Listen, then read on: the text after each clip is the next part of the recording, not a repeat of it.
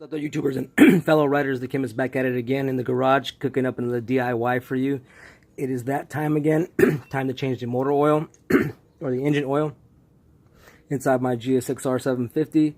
And I was going through my tutorials and I noticed that I didn't have this within my toolbox for you guys, so I kind of wanted to create this for you. So what I got here, when I went down, is I went and purchased a K&N filter. And if you want the K&N filter number, that's it right there. And I choose the K&N filter for a couple of reasons. And besides being a good quality product, it does have this little nipple right here, which makes getting it on and off very easy. You just simply put over your ratchet or your tool over here, and you can unscrew it if it is a little snug, or actually crank down on it a little tighter if you want to. But technically, this is supposed to be tightened by hand so that you don't encounter a problem removing it for the next oil service. Two things about, or one other thing about filters is that you don't actually have to change them every time you change out your oil. You can go technically 2 changes with an oil filter if you wanted to. You kind of span it out, save yourself some money.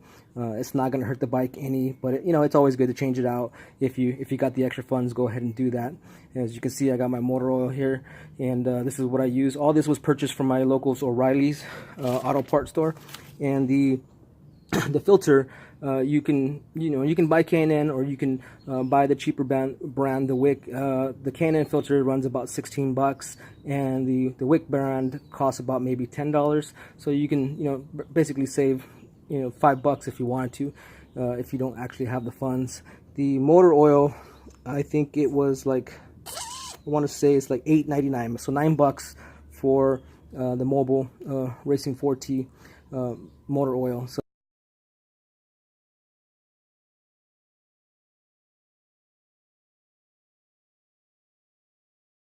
you can purchase the whole entire kit from the dealership if you wanted to. It does come with 4 cords.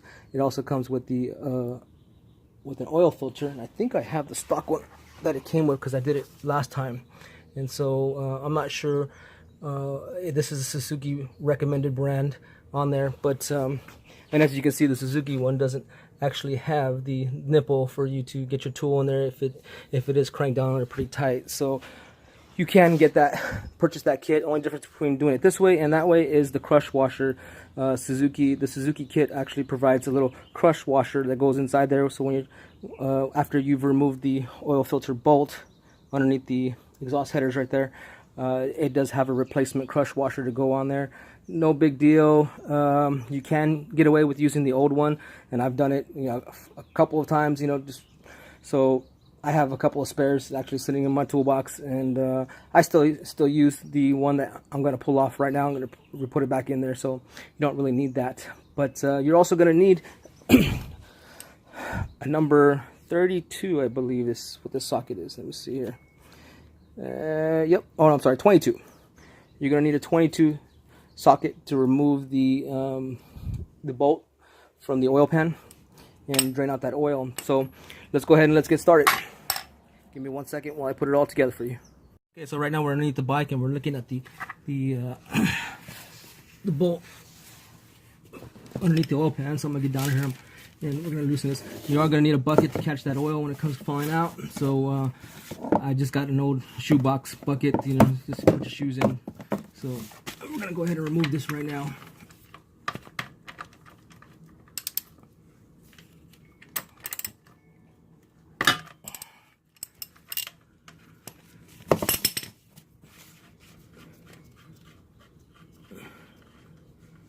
Now, I generally change my motor oil every 3,000 miles.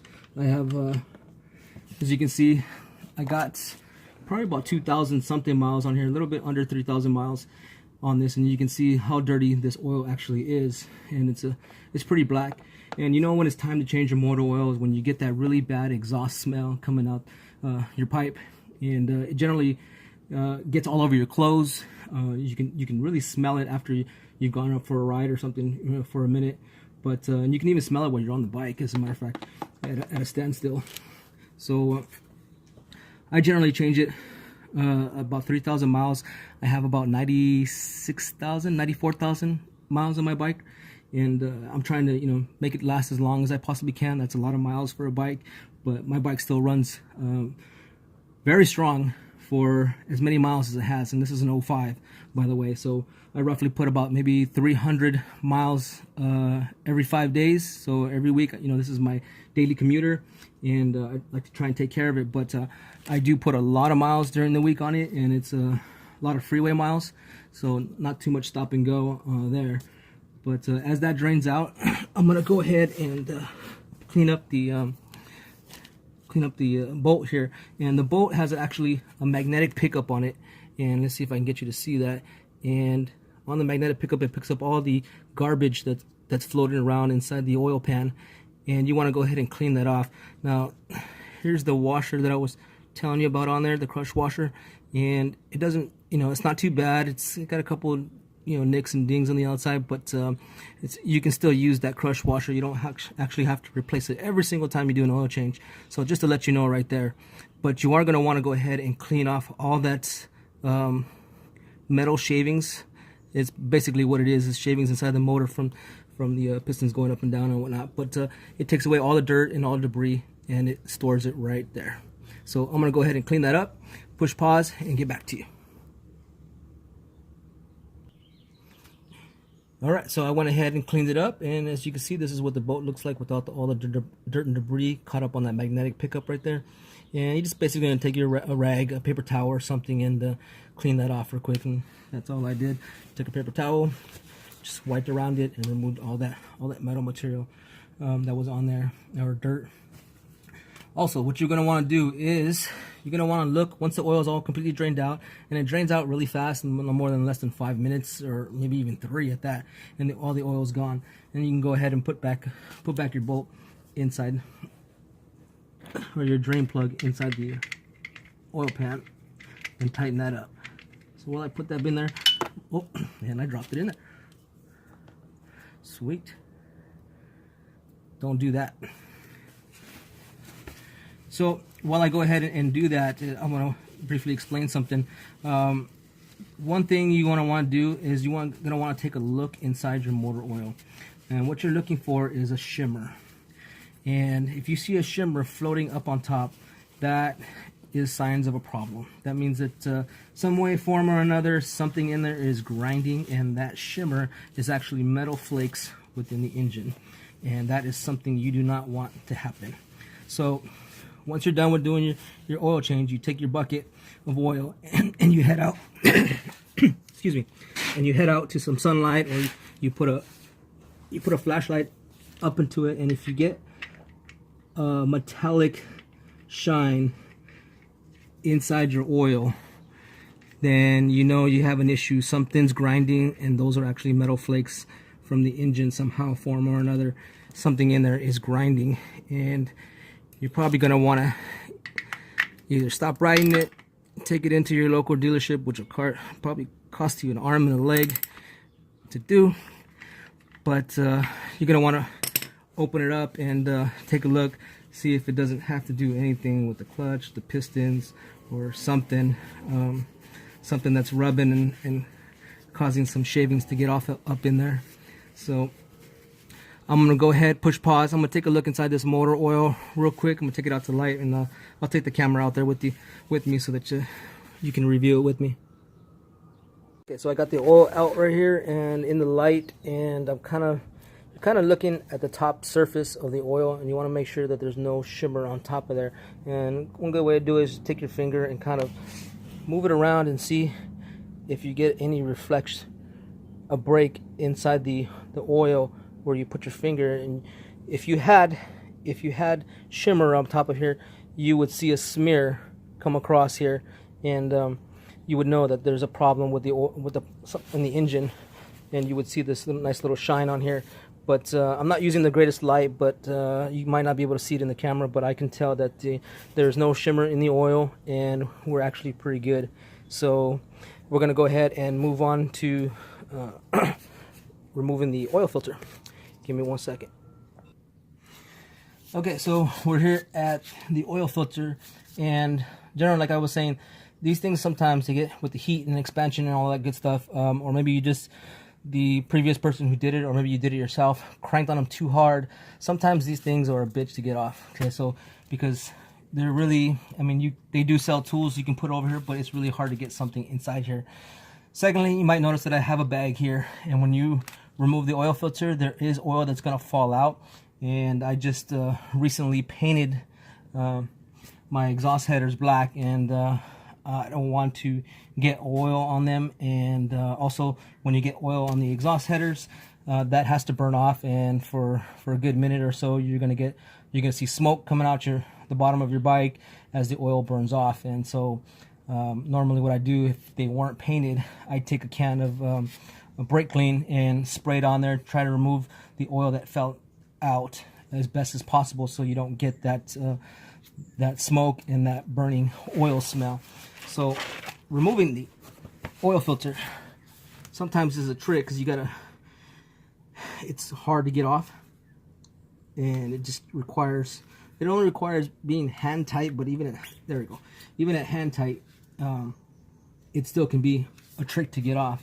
So as I pull this off, you're gonna see the oil fall at the bottom here, and my goal is to try and catch it as best as possible. And this is the best way that I found, is not to get oil all over the headers and and get that exhaust burning smell or oil burning smell on there. And as you can see, the oil drips down on the bag, doesn't get on any of the headers. So this is the most efficient way that I've found. If you guys have a better way, please post it up in the comments below. Let me know if they actually sell something. But this is a cheap, easy way. A Ziploc bag, tuck it in there, and you really don't get that much oil on the headers. So as I pull this out, let me try not to drop it.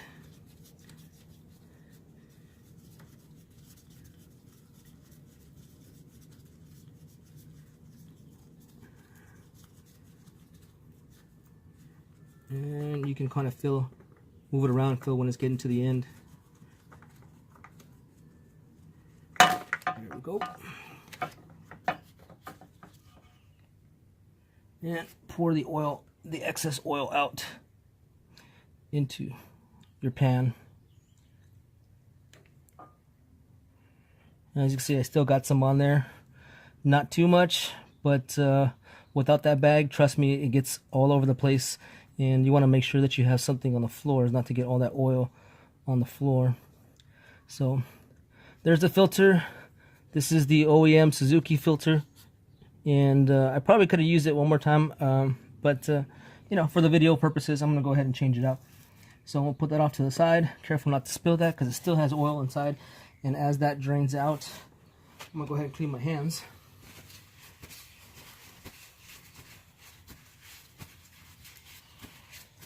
Now you gotta remember, the bike is up at an angle because of the back stand, and you're not gonna get all the oil out, of course. Just the idea is just to get most of the oil out, the old oil out. And let's pull out the K&N filter. And if we notice the difference between the K&N filter and the OEM filter, like I said, not much difference, same size, same internals. Might clean it a little bit different, but that's the way it works. But the only difference is between the K&N and the Suzuki or the Wick, other models of these filters, is the little nipple here, which allows you to get a tool on there, so you don't have to struggle trying to get it on or off.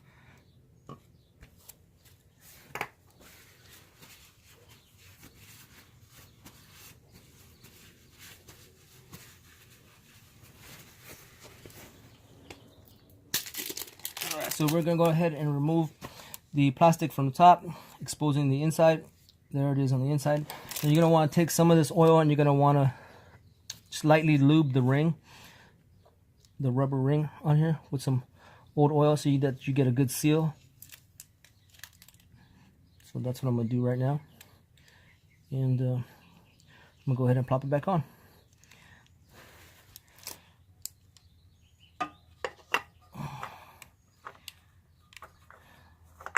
Now, oil change roughly takes about maybe, I don't know, 20 minutes. I want to say 20 minutes. The dealership will go ahead and charge you anywhere between $80 to about $135 to do this service for 15 minutes of their time. Altogether, where parts cost me, I'm looking at $37 right here. $37.86 was the price of all the parts, oil filter, and of course I have my tools. But yeah, 37 bucks, not a bad way to go. If you purchase the kit, the service kit from Suzuki, you're probably looking about 48 to I want to say 60 bucks is the highest that I've seen it for the whole oil change kit. I saved myself a good amount of money just doing it myself. So you guys can do the math. But definitely, if you're gonna own your own motorcycle, and I suggest you learn how to do your own oil changes, because it saves you a ton of money. At every 3,000 miles, you know, you change out this oil. That can get pretty expensive. You times that by a year, and yeah, you can do the math. All right, so we got it all tightened up. I'm just gonna do it hand tight, like I always do, and that's it. So far we've removed the oil from the drain pan, and now we put in the filter, and now it's time to go ahead and put in our fresh new oil. Since I am a do-it-yourselfer type of person, and I'm always working alone, I had to devise a way to actually do this on my own instead of sitting here with a funnel, holding it in here, trying to pour the oil in, letting it fill up. I devised my own little way of doing this, and you can use it too. I purchased this, what do you call it? I don't know I forget what you call it, but I got it from O'Reilly's, and it makes the job a whole lot easier. And as you can see, I've taped it up to my tank, and it looks like that. Now it frees up my hands. I just simply pour my oil in there. It travels down and into that. So let me go ahead and do that right now. Simply remove the cap. Make sure that you have your oil pan underneath, so that if any oil gets down, it drops down into the oil pan of the used oil. So this has a cap on it. I go ahead and remove the cap, and I stick it in there like so. Very simple, very easy to do. Take my fresh new oil, and we're going to go ahead and pour that in.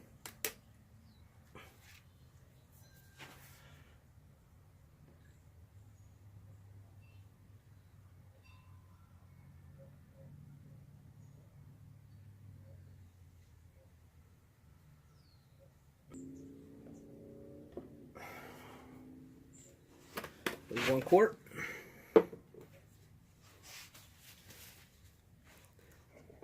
And we can go ahead and watch it drain down. As you can see, no mess. Very simple, very easy to do. Just got some blue tape, and that's actually painter's tape that I used to tape up this type of funnel to the bike, keeping my hands free.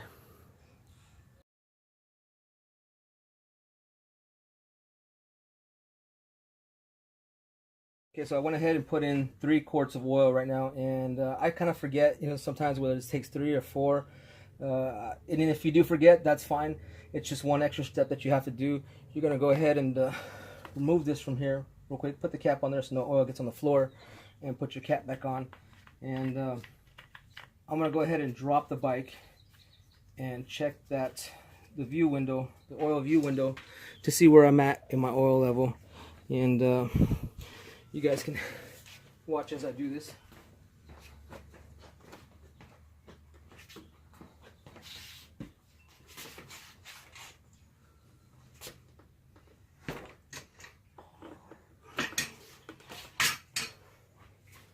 Okay.